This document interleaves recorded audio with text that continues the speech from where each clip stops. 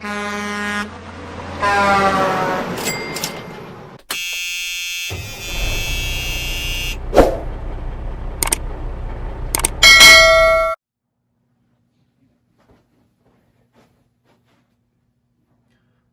up, my box truck bosses? It's the business doctor back at you again with another episode of Box Truck Bank.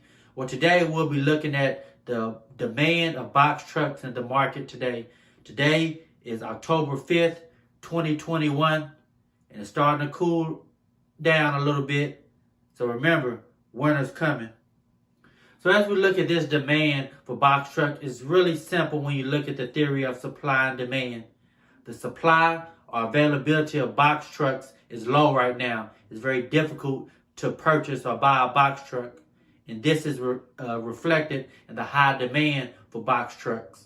So what happens when the supply or availability of box trucks is low, but the demand is high?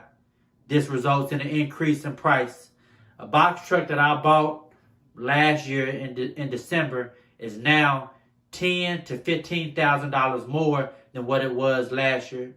Now, there are some vehicles or trucks that do appreciate, but to this extent, not to this extent. So you're paying $10,000 to $15,000 more than what you would normally pay for a box truck. We are in a seller's market, which means that there are more buyers than there are sellers. So buyers, small businesses, medium businesses, corporations, government entities, anyone that's wanting to buy a truck, there are more buyers than there are sellers. When we refer to sellers, this means retail, auctions, even private sales, anywhere that a buyer is able to purchase a truck. Now, in the seller's market, obviously the seller has the upper hand because they know that the buyers may be willing to pay, will be willing to pay top dollar because it's very difficult to find trucks. So this isn't in a seller's market. You don't really want to look to expand or try to grow your fleet. Unless you're in a position where you have to, because you're going to be paying more than what you would in a buyer's market. And this takes analysis, looking at trends and try to determine when is the right time for me to purchase and try to grow my fleet. Now, the seller's market is in contrast to the buyer's market. In a buyer's market, and buyers, small, medium, large businesses, government entities, anyone that's purchasing a truck. In the buyer's market, there are more, sellers or people who sell trucks than there are buyers. In this type of market, the buyer has the upper hand because now if I don't like your price, I'll just go find a truck somewhere else because they're more easily accessible. And when they're more easily accessible, I have more negotiating power to try to get a better deal or at least get it at a fair market value. So when you're in the buyer's market, that's a time when you want to look to grow your fleet, expand your fleet, and kind of plan strategically for the future. A company about a month ago, and I asked them were they interested in buying any box trucks, and they said, right now, we'll buy anything. And that's how bad and urgent these suppliers and dealers need box trucks. So what does this mean, or what for us that are in the box truck industry? So one, this could be a sign that some of you may need to exit the business. If you're able to get $10,000 to $15,000 more than what your truck is valued.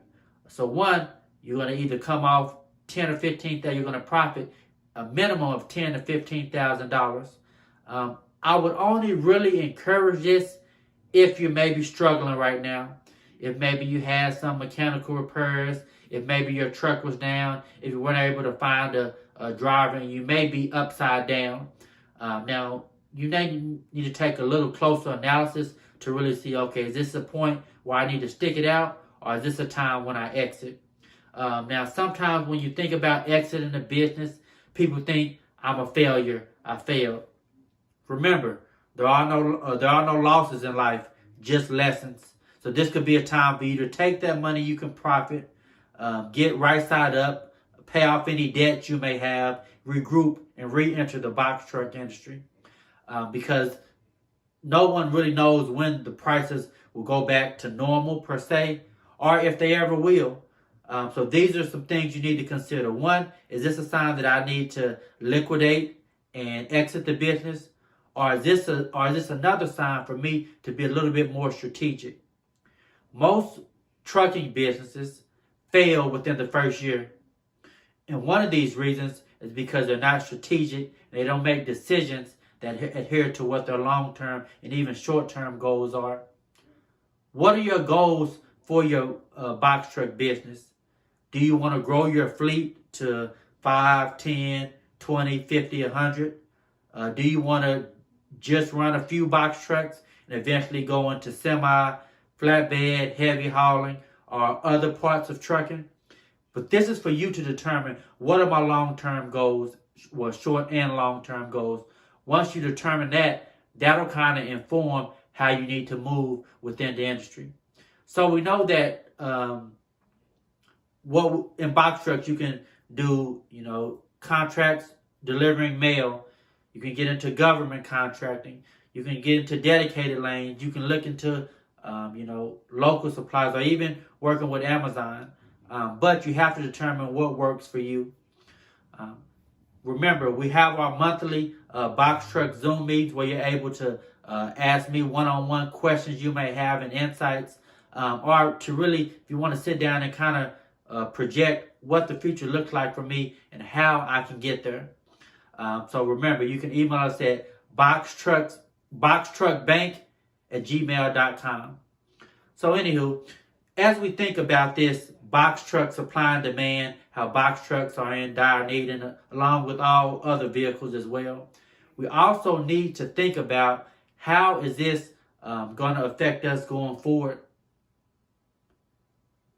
Box trucks are in demand. There's also a driver shortage. You can Google box truck truck driver shortage and find a lot of information. But truck drivers are a lot different than box truck drivers. Why do I say this? This was a mistake I made when I first got into the box truck business. If you post job positions for CDL positions versus box truck, and when I refer to box truck, I'm referring to non-CDL box trucks, you'll get generally hundreds of applicants applying for box truck positions. This is because it doesn't require any CDL, and sometimes some companies will hire them with no experience. So box truck drivers aren't always real truck drivers. They're not cut out for over the road. They're not really trained on how to operate a commercial vehicle like that. And I made the mistake of hiring someone who had driven medium duty vehicles, but they really weren't a truck driver. They weren't used to being over the road for weeks at a time. They weren't used to traveling as much as I needed them to do for this position. So that's important that you look at, am I actually hiring a truck driver, not just someone who can drive a box truck, who maybe did local deliveries, there are a lot of overnight delivery jobs where they can drive in box trucks, but it's different when you're cut out for over the road. So my recommendation for you going forward, we know that box trucks are of value now. If you're not in the best financial situation, you should at least consider exiting and regrouping at a later time, taking that money and saying, okay, it don't mean that the system doesn't work. What did I do wrong? And how can I make sure that I don't put myself in that position again?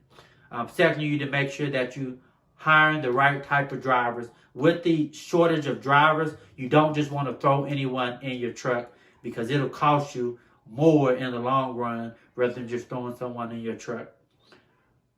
So as I end, I hope all my box truck bosses, you keep trucking, keep moving forward, and I pray success and blessings for each and every one of you. I'm the Business Doctor, and I'm out.